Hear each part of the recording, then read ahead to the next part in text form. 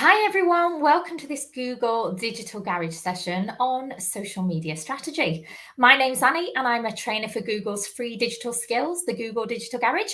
And just a bit about myself, I've been in marketing for most of my career and I also have had my own online business. So I know the highs, the lows, everything in between, and hopefully I'll be able to bring some insights to you today. Fortunately, I'm not alone. We're very lucky to have Glenn, a fellow coach who's there in the chat. You'll be able to recognize Glenn by his name and also a little blue spanner next to it. Please feel free to join in the chat. We really love engagement, and you can do this by signing into YouTube. So just a bit of housekeeping. If you are struggling to see or hear us, a quick refresh of the screen often does the job. And also, this is part of many other courses. So please do look at the link below or go to g.co/digital garage to find out more about the sessions that we're holding. And let's look at what we're doing today. So social media strategy is something that we all need to consider as business owners because it really is an opportunity to get a wider audience. And we're going to find out now a little bit more as to why. So first of all, we can use social media to help grow our business. And we're going to look at the reasons and the aspects as to how we can do that together today. We're then going to look at how to build a social media strategy and use that for the world of business. And finally, we're going to do some low cost tips and tools to help you get started in that space. Now, you may find that you want to go into a bit more depth today or in the next few weeks and months. And fortunately, we can offer you some free coaching if you are based in the UK. So if you go to g.co/UK mentoring, you'll be able to get some help with either looking at how to reach new customers online, building a strategy, and lots of other things. So if you are a UK small business or a charity, that is completely free to you as well. So please do sign up for that. So a bit about social media and how it can help grow a business. Please do share in the chat why you think social media can be effective for your business and why you find it to be of interest. We all know it has an impact on our communication, especially in recent years. But what do you think it can do from a business perspective? Well, now we're going to explore some of that. So first of all, there is a huge amount of people living on social media. In fact, there is over 44 million in the UK. And on average, 1.5 hours, 54 minutes is spent using social media. Now, just put in the chat if you think that might have gone up in recent times and how often you might spend on it. Some of us might be more than 2 hours, 3 hours, even as much as 6 hours. We basically live through our phones. It's like a friend in the pocket. We ask it for all kinds of questions and answers. And when we use social media, we go there to literally socialize, especially in the last couple of years. So there's different platforms that offer different things to us, and we use it in so many different ways. The most interesting platform in terms of numbers is Facebook, with 85% of the UK population being present on there, followed by YouTube. Sorry, YouTube is above Facebook, and YouTube is actually being more consumed than TV. And so YouTube is a place to go if you want to connect with online media. There is also obviously Twitter, LinkedIn, and lots of different platforms that keep coming out of the woodwork nearly all the time. You might have heard of platforms such as Periscope that have come up in the past, and of course TikTok. So there are many different emerging platforms and all very interesting to the business world for different reasons. The stickiest platform, so that's the ones that people spend the most time on, is Facebook, with 59% of UK adults spending their time there. So you can see that actually people literally hang out online and spend their time there socializing. So it is, as the word says, a very social platform. So I've just got a few bits in the chat. So why social media? So Magenta, Generate leads from people outside of your normal client base. Absolutely. Thank you for that, Magenta. The 2000 HCL. Social media is accessible to many people you may not otherwise reach. Absolutely. You've got some great answers. Heidi Chan. Social media gives the company an opportunity to reach not only local audience, but also global. Absolutely. If they want to go international. So I feel like you've been here before because these are brilliant answers. So definitely, it's a great platform for reach. And in fact, with such a wide part of the population being on there, it's a great opportunity to reach out to people that we otherwise may not have met in traditional media. So if we look back in time to the more traditional formats of one-way communication, social media is completely different to that. We're able to speak one-to-one with individuals and one-to-many, and we can talk in a way that really relates and makes us accessible to our public, which is such an opportunity for businesses to become relatable and to become valuable. And actually, business is all built on relationships, whether it's online or offline, and often we want to merge the two together. So the word social is so important, and building and developing those relationships. It's not always free, and we'll learn a bit more about that as we talk today. But if we can reach the right audience, it can be the most effective investment. And of course, we can create new opportunities, new ways to interact. We can use competitions. We can use different methods to really reach out and speak to our audience and let them know who we are. We can target different specific types of customers. So in times gone by, we used to just speak like a parent to a child to many people, just with or kind of an authority voice. Now we get an opportunity to build that relationship and personality up so that they get to know us almost like a friend. So by doing that, we can find out who our audience is and actually discover the footprint of the customer. So where before we didn't know who we were speaking to, we can actually learn through analytics who our customers specifically are. And that gives us an opportunity to target them with very relevant messaging. We can also build, as I said, relationships and networks. So relationships are the way of building business, and finding like-minded people in the community, both as customers and supporters of our business, is a real opportunity to spread volume and chances to make our business recognized and liked. It can also add clear value to a brand. So raising customer service levels, we now know that we can speak through chat box, we can speak literally 24/7, we're expecting answers online, and this can be done automated for us. But also we can reach out to them in terms of creating an entire mission of better customer service.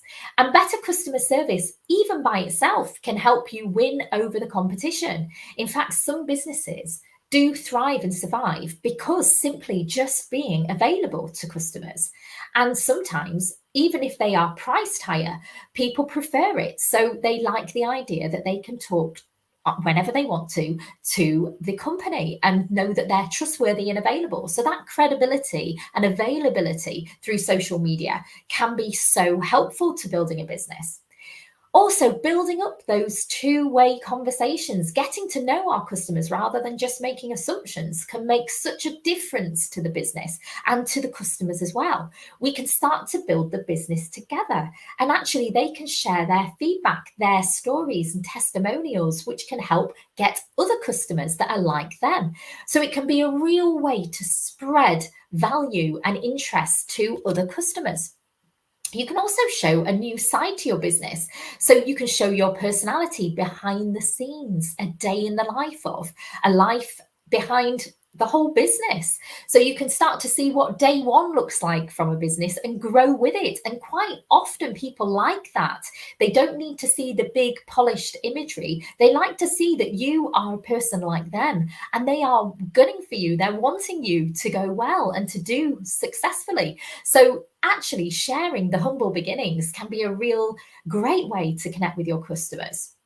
And there's also the opportunity to build advocates out of that, other people that support your business and will be basically online salespeople for you. The other thing you can do is build your own community, because while social media is great, we also want to try and develop our community ourselves. So we may use it to capture email addresses and start creating our own base outside of the social media channels, so that no matter what, we've created our own database of clients. So there's so many opportunities that social media give us to help us develop and grow and harness our business.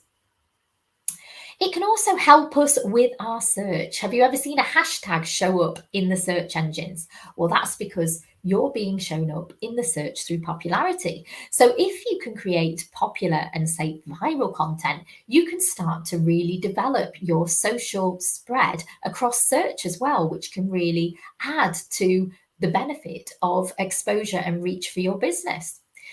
You can also attract more people to your site. So often, social media is used to gather fans, but we can also try and attract them to our website as well. So there's an opportunity to really get people engaged with us and connect with us. We can also get to know who our customers are, who they follow. And by finding out who they follow and when they follow, it gives us a bit of an insight in what we can do for our own businesses. And our competitors as well, keeping a real focus also on our competitors as well as our own business, can tell us a bit of foresight as to what they might be doing in the future, what went well, what didn't go well. And it will give us a bit publicly about what's happening behind the scenes with our competitors. So it's a real opportunity to develop understanding of our marketplace, both from a customer perspective and a competitor one. So social media really does help us to build our business.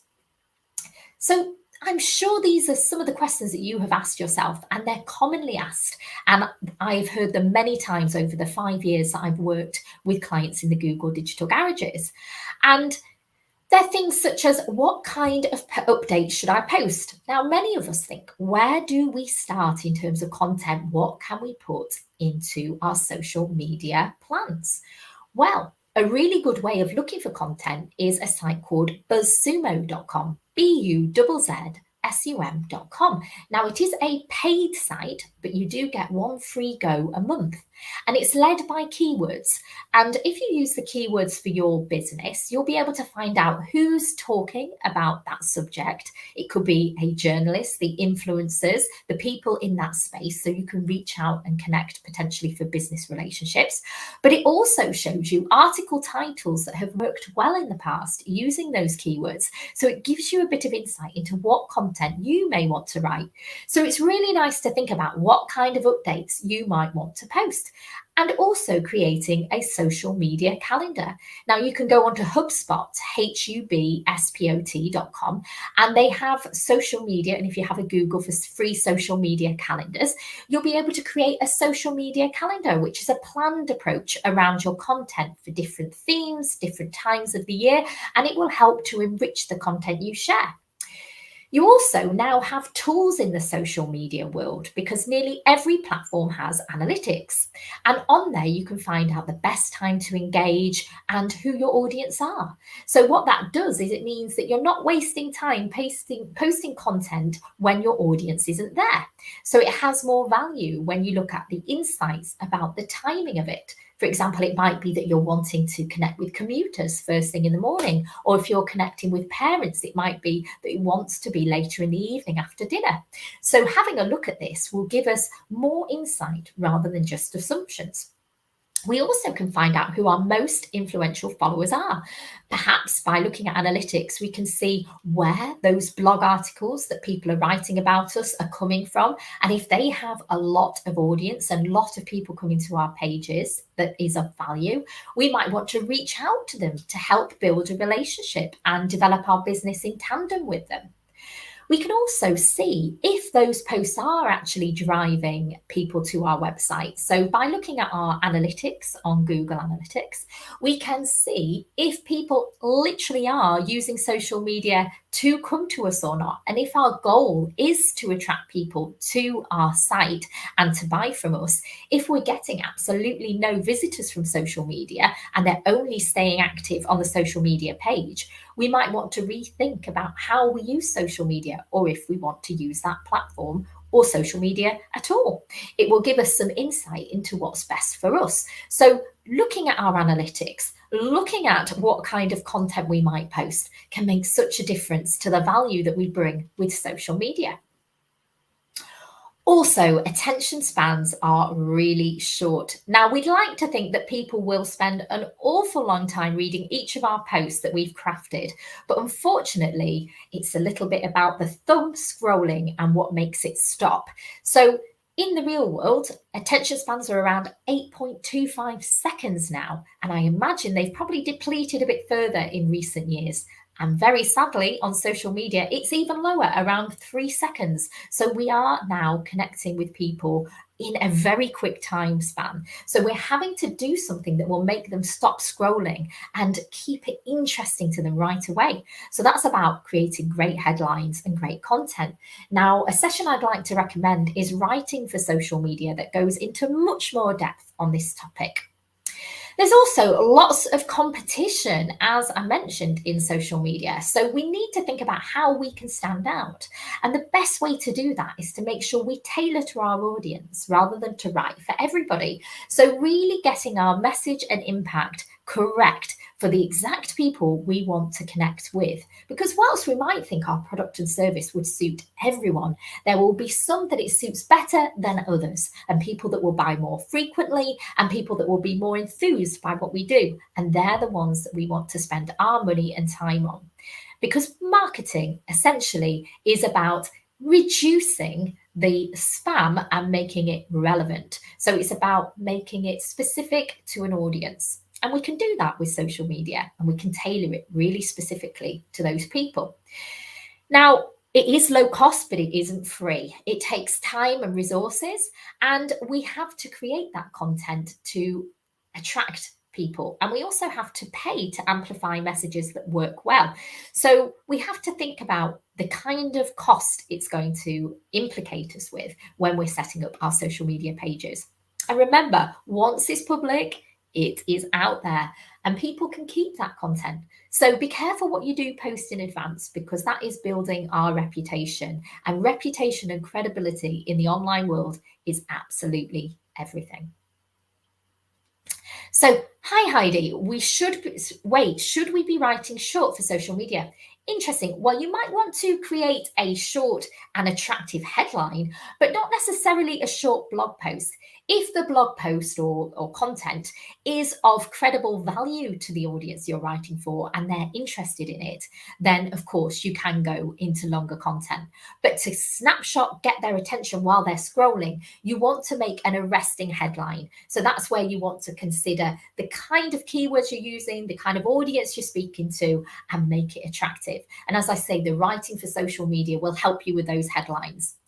Rabbit Ahmed, where can I have data of each social media, the community of their ages and countries, the best time used to know when to publish posts, and the most visible? So yeah, analytics is a way forward with that. And there's social media analytics that you can Google, and different platforms that you can see for different audiences around the world and find out where the general platforms are. So there's lots of reports and Mintel reports that might be able to support you with that. Thank you for your questions. Do please keep them coming. So in terms of building a social media strategy, this is where we need to be quite focused, because often it's tempting to just what we call spray and pray. So the idea is to just put any content out there that we think might connect and resonate. But actually, the important thing is to think about the goal for social media and why we're doing what we're doing and the value of it to our audiences. So now we're going to look at some key steps to building strategy and how to track the metrics that we're looking for. So the most important step is number one in defining your audience. Audience comes first. And the reason being is we don't want to just stretch too thin. We do want to be really focused, especially when we're building on social media. Then we need to think about setting our goals. So as I said, for every platform, we want to consider whether we'd want a mission and how many platforms we want to work on. Not all platforms will be the same. So we need to pick the platforms where our audiences are and be more specific with our goals for that particular platform. We also need to find our social voice that we'll look at shortly, and then decide what success looks like for us. So, to begin with, this is something I'd really love you to spend a bit of time doing. Not many that I've met throughout the 5 years with the garage have known all the answers to this right away. It has taken some time and effort and research. So I really want you to consider about defining who your audience is or could be. Now, where we're needing to look is who are they? So, who are the demographics of that audience, age, gender? What are they into?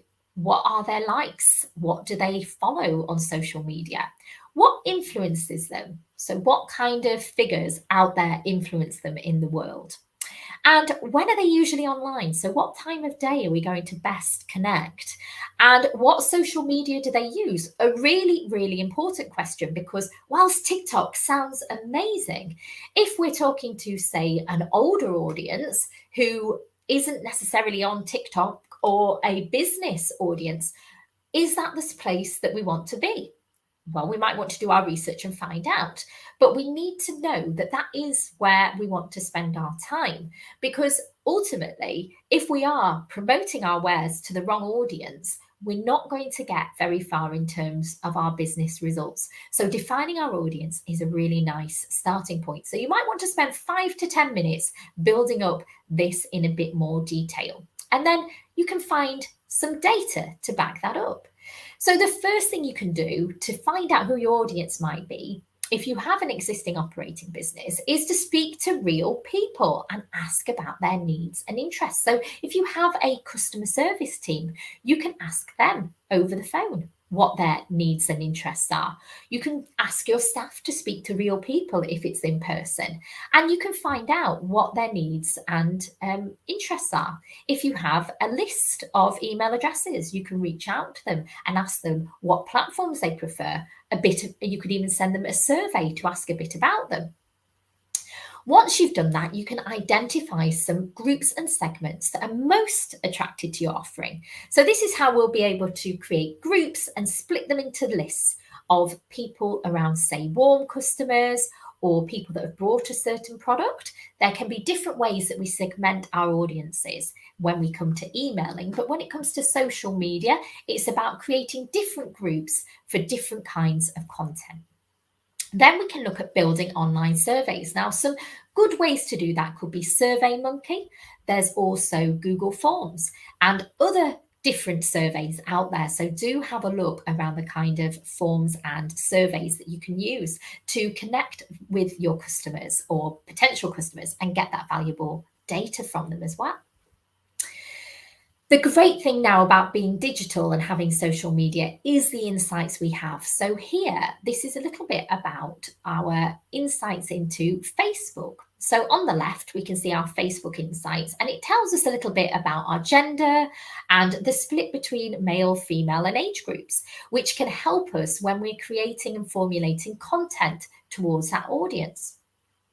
We also can look at the kind of customers in terms of the propensity to spend their time. So we might look at Twitter, for example, and how engaged they are and how well our tweets are working. And this helps us understand more about our customers, what their needs are, so that we can make our marketing material in the future more relevant for them.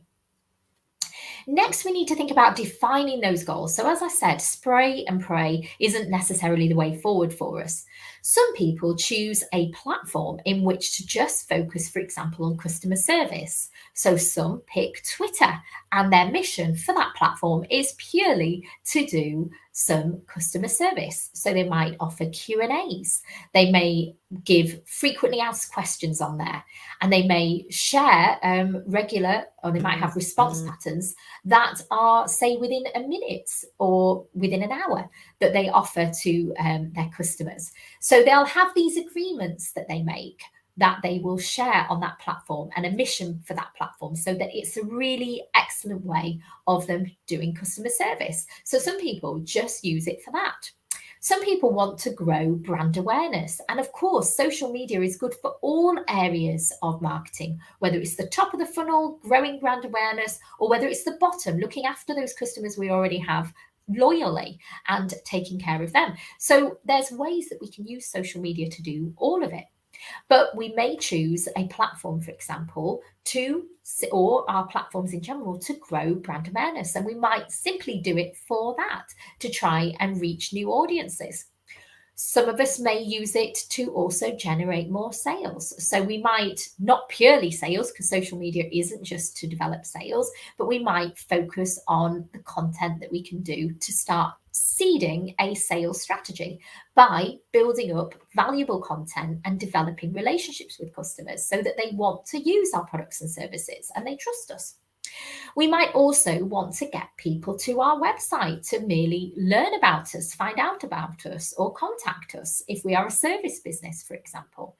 And we also may use it to connect with influencers. So it may be a way to find people that are interested in promoting us online as well. Some businesses actually build their entire business through connecting with really successful influencers in the online space. So there's so many different ways we can use social media once we know our goal for it. So now let's just have a think about one social media goal for your business. So this is the double diamond framework to problem solving. So first of all, we want to discover. So that is looking at what the goal is and how it will help your business. So first you want to unpack that for yourself. What is the goal for social media? Are we just doing it for fun? Are we doing it because we find it interesting, because we spend time on there? Or are we actually thinking how it will impact our business? So let's first think about that individual goal based on some ideas we've just looked at about what our social media might do for us. Once we've discovered what that goal could be, we might define what the things are that could get in the way. So any barriers, what would stop us from being effective in that space and how we might overcome them.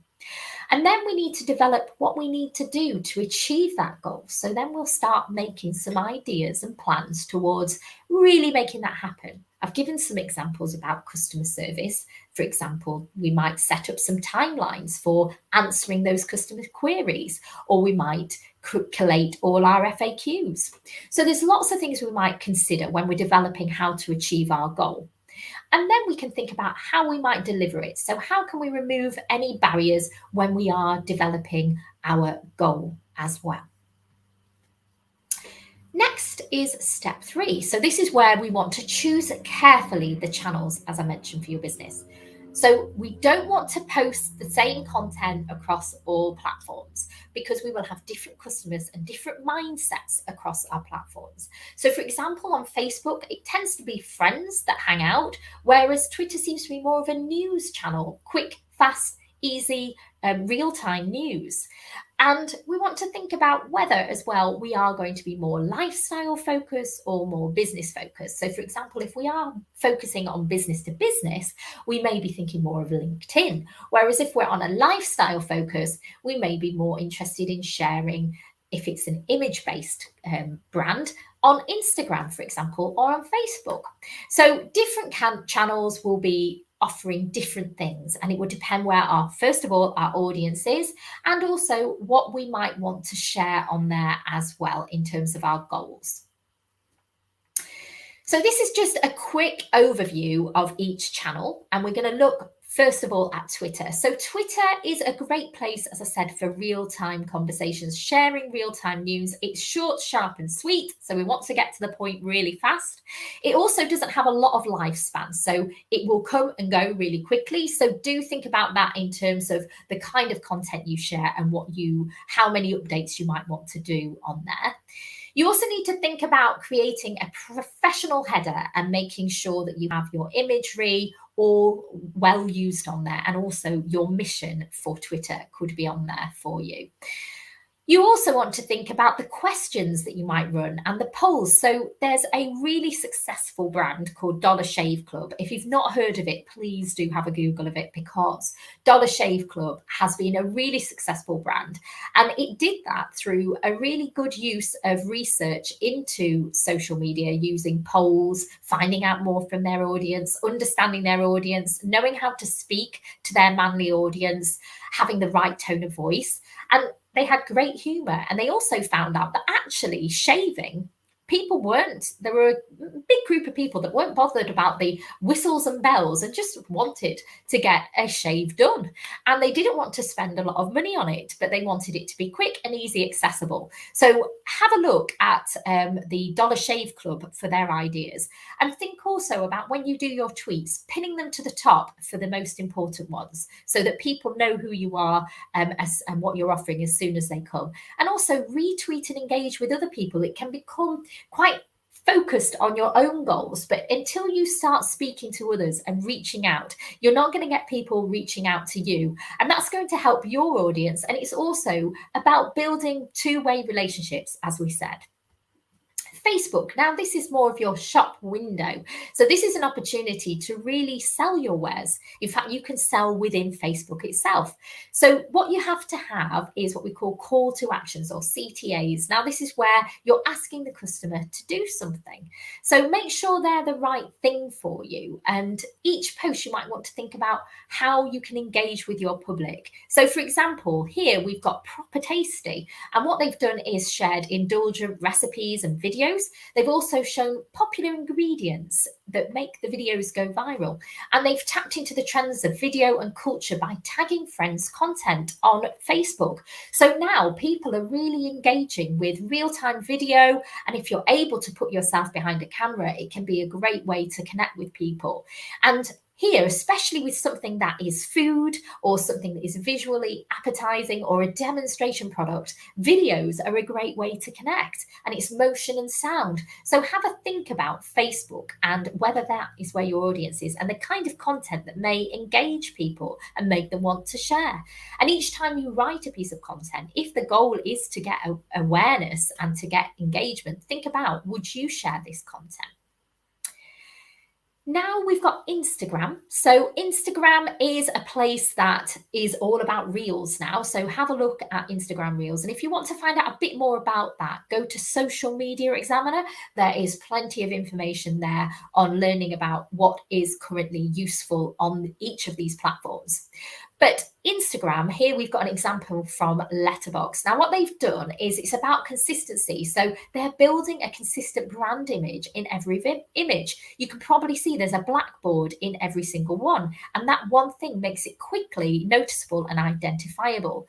And we call it one look, one voice. So the idea is, if you start to be seen regularly by somebody and it is always consistent, people will be able to start connecting with you, remembering you, liking you. And so this is a really important thing to do in a visual space like Instagram in particular. And they use high quality, consistent colors, and it's a great way to showcase your product in creative ways. And it doesn't disrupt customer feeds. So basically it gives them an opportunity to engage with this highly visible merchandise and brand. So think about, when you're on Instagram, following and engaging with other brands that connect with what you do, because if you find them interesting, the likelihood is your customers will as well. It will also give you some insights for your content.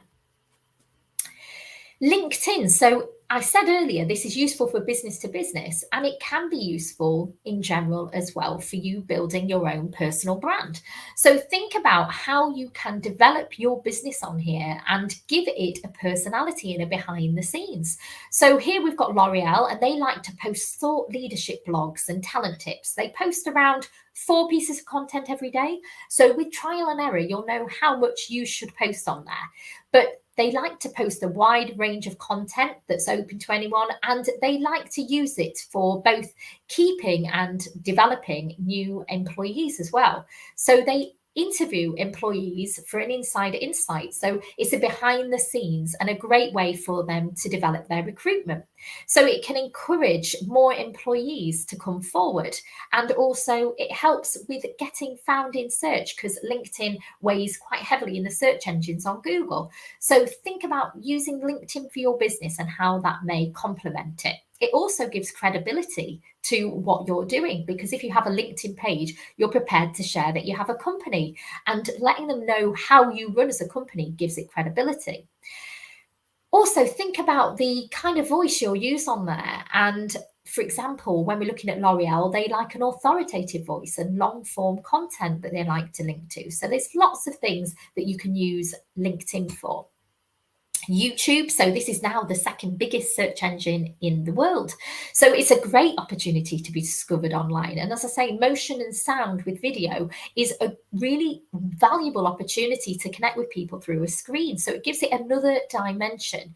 So generally speaking, when we look at a screen, it's 2D, but if we can bring that personality to life through a person, through a video, through visual and sound, it gives it another connection, another personality that we wouldn't otherwise see. So it's a really good way to get your video shared, to get some useful videos for your audience, and also to develop potential collaborators to help grow your channel as well. So you can make a simple video now in just 20 minutes using a series of templates that are available on the Director app that's been launched for YouTube. So do have a look at that and see how you can get to grips with YouTube as well. Step 4, so this is when we're looking at our brand social voice. So when you're setting up a brand, even if it's just you in the business at the moment, it's always worth setting up some guidelines. Writing those guidelines down are going to be useful for you to reflect on, but they're also going to be really valuable to your audience, because by knowing who you are and what you're doing, you can pass that on to employees of the future that will be able to share consistency with your audience so that they know what you stand for. So what would be included is what we call brand guidelines. And within it are looking at your logo use. You might have a color one, a grayscale one, and the kind of thing that you're going to do in terms of design so that it's consistent on all your images. You also want to think about fonts and colors. So what kind of fonts does your brand have? It will show a side of your personality to have a type of font, and what size font might be most legible, you might consider. Also, the tone of voice. So your personality, what kind of personality will you have? So your personality is literally how you behave online in terms of the words, the colors, the content, and the kind of scope of for example, video material that you use. So to find out more about tone of voice, do visit our Writing for Social Media. And also we've got a Build Your Own Brand online course that you might want to have a look at, because both of these will teach you about tone of voice and how to get recognized to your customers. You also want to think about do's and don'ts. So what kind of things would you like to speak to your audience about, and what is a no-go area? What areas do you not want to touch and not want your audience to engage in? These are important things to consider, because if we start to be known for a certain angle on politics, or not speaking about politics, or we might be a positive brand, we need to make sure that's clear. And also the things we don't want to say are important, and the kind of behaviors we're not going to allow into the community are really key as well, because that will make our community know that they're safe with us. Style of images. So stylizing is important. What kind of imagery will we use? I think it's Soap and Glory use a nostalgic look, and every time you see it, you know that you're connecting with Soap and Glory. And they also use some nice range of colors that are recognizable, sometimes with black and white with a splodge of pink. So think about what kind of visuals that you want to be known for and recognized for as a brand going forward. So thinking about tone of voice now, so do you want to be friendly, fun? So depending on the sector you're in, you might see that there is a kind of tone of voice out there. So how would your audience, for example, react to friendly or a provocative tone? If you're in, say, banking, would that be a serious tone, or Do you think that we could have a fun element to banking? Sometimes we can also challenge our marketplace by doing things a bit differently and having a more reliable tone of voice or a more interesting tone of voice. So I know an accountant that made basically it's quite a satire, quite a joke about how accountancy has previously been seen as not very trustworthy, and made a joke out of it. And by opening with that kind of element and letting people know that they can have a laugh at themselves, people actually started to trust that brand even more. So it doesn't always have to follow what your category is doing, and think about what is relevant for you. So think each time about the kind of form of tone you're going to use, and then commit to it and use that as you go, so that people know that that is what you stand for, whether you're fun, serious, casual, formal, and then they know consistently that that is the person you are, because ultimately you are representing a person of sorts when you create a brand online. So you might recognize this. So this is called This Girl Can, and this got 16 million people or women exercising. So it's been really successful. I think it's actually 1.6 million women exercising. But anyway, a lot of women exercising, because what they did was they found out that there were some insights into how women felt about themselves when they were exercising. They didn't feel enough. They didn't feel that they felt concerned, image conscious about when they exercised. So they discovered that, and as a result, they used the tone of voice that was really approachable to the market to make them know that they weren't alone, and make them know that, yes, they can do it. So people started to relate to that. So think about the kind of tone of voice that was used here, and also the kind of channels that you think they might have used, because on there, the right kind of channels and the right tone of voice made all the difference to them. So they actually used Facebook, and they did very successfully on the different platforms that they used. So have a look into that campaign. It's a really good one to see. So next is step 5. So this is a final step of our strategy, and this is about defining our success. So what we don't want to do is get distracted by the wrong numbers. So it can become a bit of a vanity in terms of getting the number of likes. And I know some audiences say, oh, I wanted 10,000 fans. But actually, if those 10,000 fans are bought, and if those 10,000 fans aren't likely to buy from us, they're not going to do anything for our business. In fact, they're not going to engage with us. So we're just going to pay for the likes and nothing else. So we might want to think more about how we're engaging with our customers, and we might look at other metrics as to how we're developing as a business. So we want to think about, for example, are we engaging with them? Are they coming back? Because if we engage, then we're going to be shown up in what we call the organic search more often. So that means we'll be able to be shown on their social media feeds for free, but we won't be shown to every person in the audience. So we need to think about the kind of content that we share so that we engage with our audiences and get the right audiences too. We also might want to think about how we can improve our customer service. So I mentioned earlier how valuable customer service can be to social media and to a business. So when we think about customer service, we need to see a before and an after to measure it. So we might look at how happy customers are by doing a survey before and how happy they are after. Or we might look at how many calls we've answered if we have a call facility, or the kind of reviews we're getting. Are we getting higher star ratings?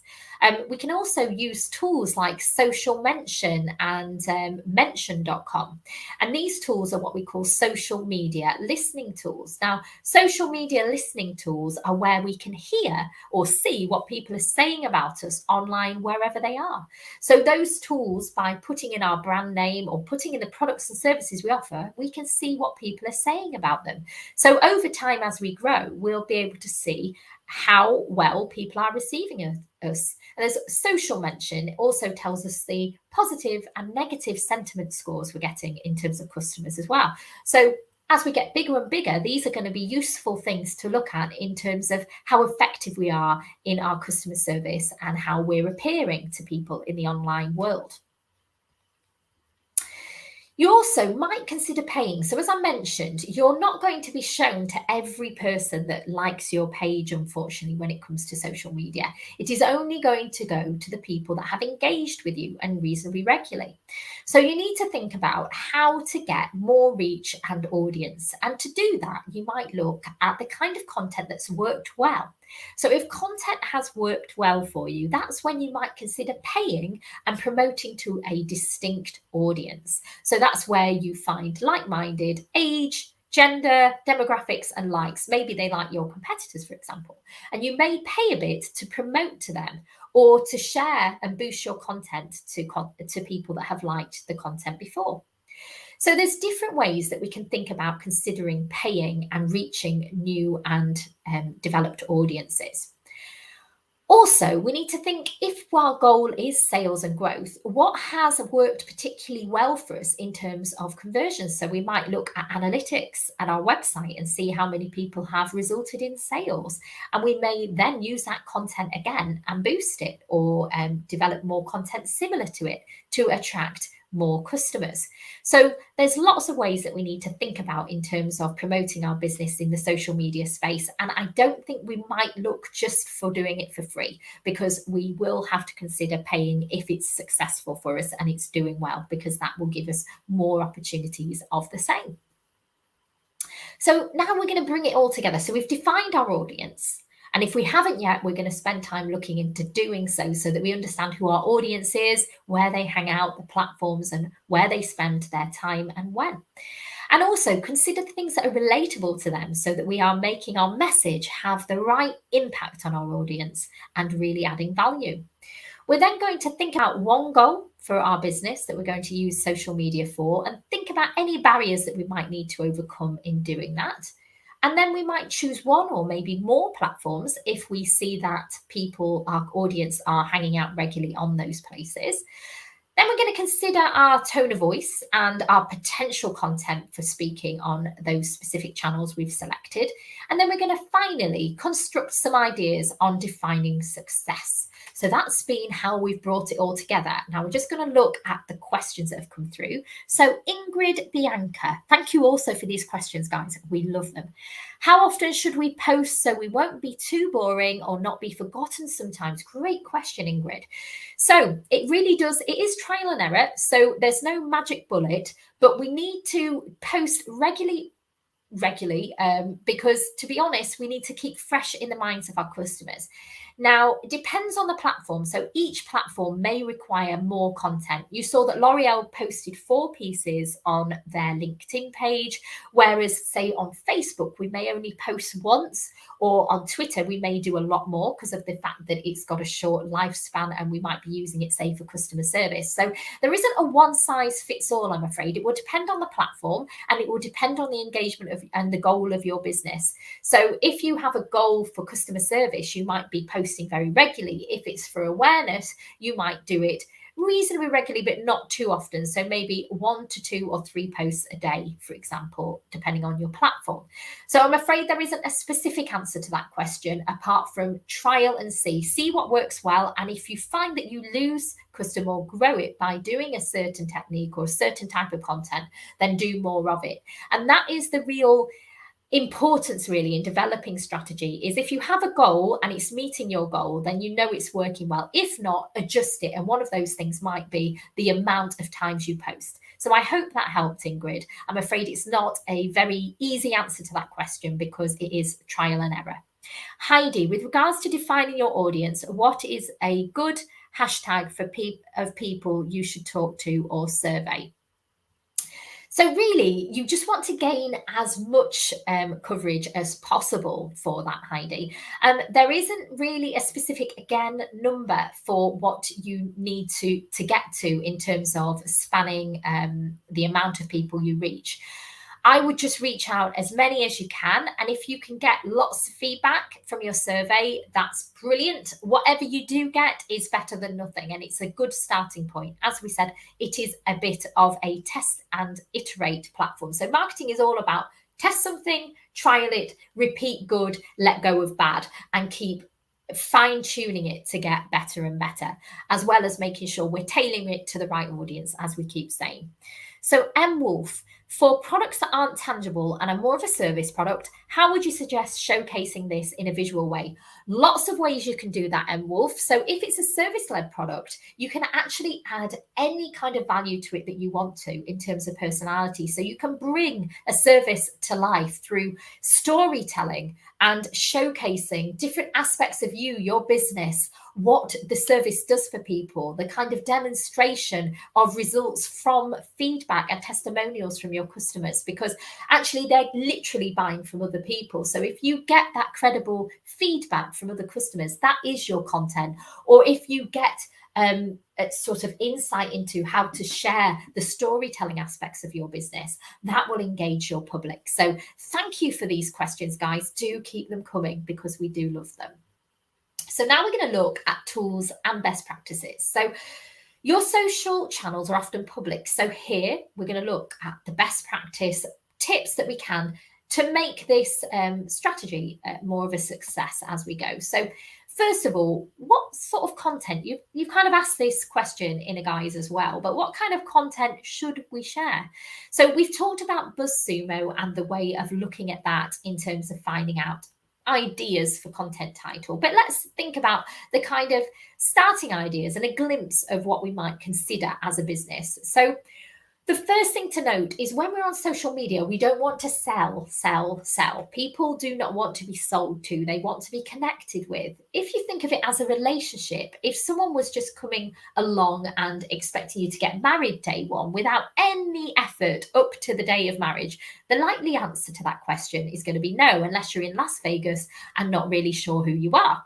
So in truth, we need to build that relationship over time. So that's a two-way effort of getting to know what your customers are interested in and what you have to offer them in return. So building up that two-way concern is going to take time. So finding out, first of all, what your customers like, what they would be interested in, is a really good thing to do. They might want to know about new product announcements. So that is important to our customers, because if they're following us and engaging with us, they're obviously interested in what we do. So do share about new products that are coming, but engage them with it. Would you like to see this product? What do you think to this product? What can we discount? Should it be this kind of a discount? Would you like that kind of a discount? Really get them involved in all aspects of your business, because you will start to see a connection with them that makes them want to promote you further. Also, again, I mentioned behind the scenes, but building that story up. So I'll give another example of an accountant. So this was a lady who set up an accountancy firm that has become quickly successful and evolving at rapid rates. And the way she's done that is she's shown what her audience need. She's first of all understood who her audience are. They're small and startup businesses, probably like yourselves. And she knows that you're all going to go through difficulties when you're starting your business. So she started talking about that the journey is real. And what she does with the hashtag journey is real is share regular content on LinkedIn and on Facebook because she knows that's where people hang out, who are our audience, with a video every day saying about the highs and lows of starting her own business and how tricky it is. So it shows she's relatable, credible, honest, and understanding of them. And if you think about it, that's what we think our accountants aren't. So by sharing that, she's helping build the confidence and understanding of her audience that directly are going through the same, as well as sharing a real life story that is authentic and credible of her own. So behind the scenes content, suddenly you realize, even though that's a service-led product, your storytelling, as mentioned earlier in a question, your storytelling is showing direct value and usefulness with your audience. So you'll gain respect, credibility, business, engagement with those people because they will relate to you and they will know that you understand them. So behind the scenes content is really valuable.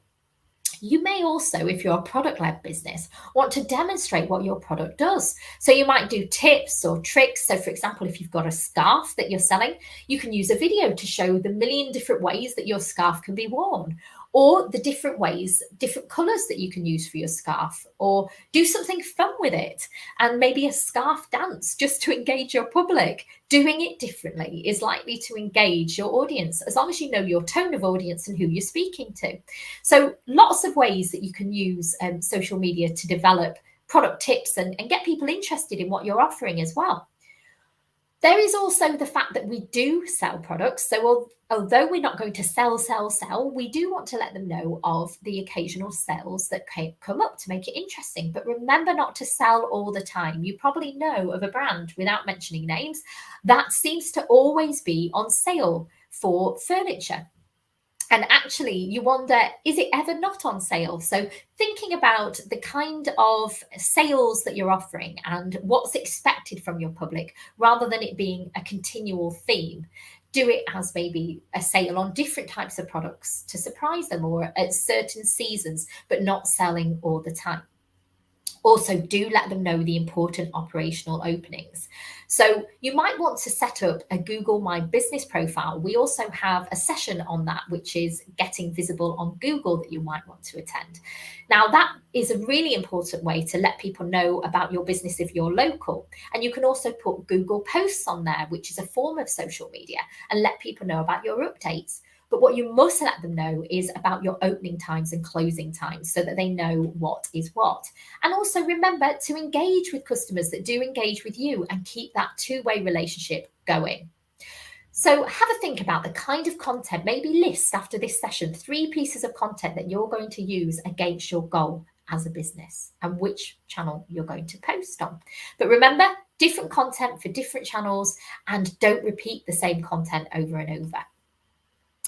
Think also about how to take the offline online. So I don't know if you remember, so for example, Coca-Cola, it had people's names on the bottles. That's a way to make content shareable online. So have a think about how that could work for you, like seasoned cups from Starbucks. People are now seeing the experience outside and wanting to share them online. So make an experience, if you have an offline brand, worth sharing in the online space, because this can really encourage people to engage with your brand far and wide. And it can also make it really authentic and relatable to the right audiences, and build up that loyal following as well. So just a bit of tips for sharing content. First, use great graphics. Until I knew about this tool, I was spending way over what I should in terms of design fees. There's something called canva.com, that's canva.com.